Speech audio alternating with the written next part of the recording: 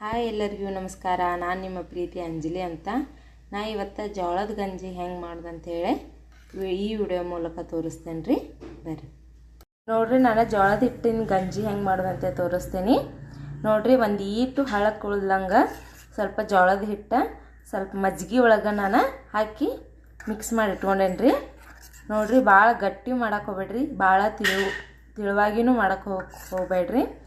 ಈ ಟೈಪ್ ಮಾಡ್ಕೊರಿ ನೋಡ್ರಿ. ಇವಾಗ ಇದನ್ನು ಹೆಂಗೆ ಮಾಡೋದು ಅಂತೇಳಿ ತೋರಿಸ್ತೇನೆ ಬರ್ರಿ ನಿಮಗೆ.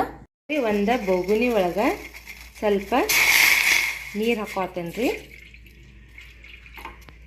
ನಾ ಎಷ್ಟು ಹಿಟ್ಟು ತೊಗೊಂಡೇನಲ್ಲ ಅಷ್ಟು ಅದೇ ಬಟ್ಲಲ್ಲೇನ ಒಂದು ಅರ್ಧ ಬಟ್ಲ ನೀರು ಹಾಕೊಂಡೇನೆ ನೋಡ್ರಿ. ಇವಾಗ ನಾನು ಸ್ವಲ್ಪ ಲೋ ಫ್ಲೇಮ್ದಾಗ ಇಟ್ಟು ನೀರು ಹೋದಾಡು ಮಟ್ಟ ಸ್ವಲ್ಪ ನೀರು ಕಾಸ್ಕೋರಿ ನೋಡ್ರಿ. ಇದಕ್ಕೆ ಇವಾಗ ಏನು ಹಿಟ್ಟು ಕಲಿಸಿಟ್ಟೇವಲ್ರಿ ಇದನ್ನು ಹಾಕೊಂಡ್ರಿ. ಇದಕ್ಕೆ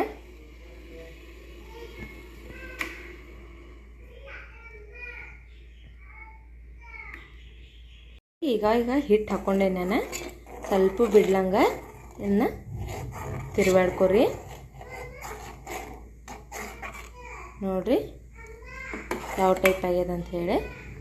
ಒಂದು 5ರಿಂದ ಒಂದು 10-15 ನಿಮಿಷ ಮಟ್ಟ ಇದನ್ನು ಸ್ವಲ್ಪ ಕುದಿಸ್ಕೊರಿ ಚಲೋ ತಮೆ. ಇದನ್ನು ಮಕ್ಕಳಿಗೂ ಸಮೇತ ಹಾಕ್ಬೋದ್ರಿ, ಸಣ್ಣ ಮಕ್ಕಳಿಗೆ. ನೋಡ್ರಿ ಯಾವ ಥರ ಕುದಿಯಾತಂತ ಹೇಳಿ. ಒಂದು 5ರಿಂದ 10 ನಿಮಿಷ ಸ್ವಲ್ಪ ಚಲೋ ತಮೆನ ಕುದಿಸ್ಕೊರಿ. ಇಲ್ಲಕ್ಕ ಹಸಿ ಹಸಿ ಉಳಿತಂದ್ರೆ ಕುಡಿಯೋಕೆ ಚಲೋ ಆಗೋದಿಲ್ಲ ರೀ ಗಂಜಿ. ನೋಡ್ರಿ ಜೋಳದ ಗಂಜಿ ಆಗೈತಿ. ಇದನ್ನು ಒಂದು ತಟ್ಲದಾಗ ಹಾಕೊಂಡ್ರಿ. ಈಗ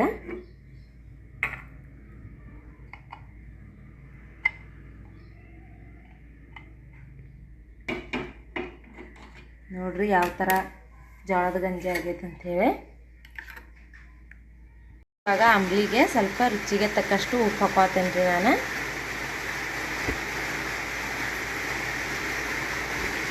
ಹಾಕ್ಕೊಂಡೆ ಇದನ್ನು ಮಿಕ್ಸ್ ಮಾಡ್ಕೊರಿ.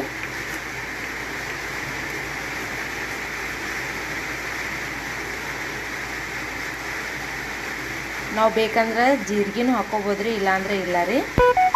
ಯಾವ ಥರ ಜೋಳದ ಗಂಜಿ ಆಗೈತೆ ಅಂಥೇಳಿ.